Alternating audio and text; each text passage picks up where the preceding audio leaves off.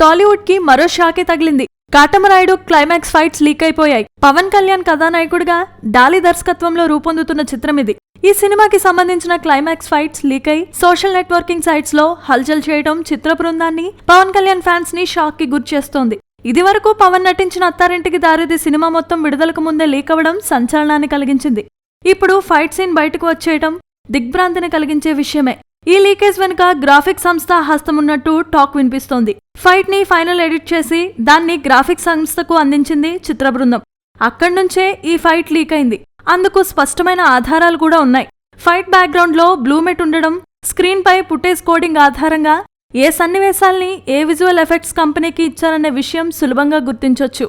ఇప్పటికే ఈ scene leak చేసిందెవరు అన్న విషయంపై స్పష్టత వచ్చేస్తోందని తెలుస్తోంది.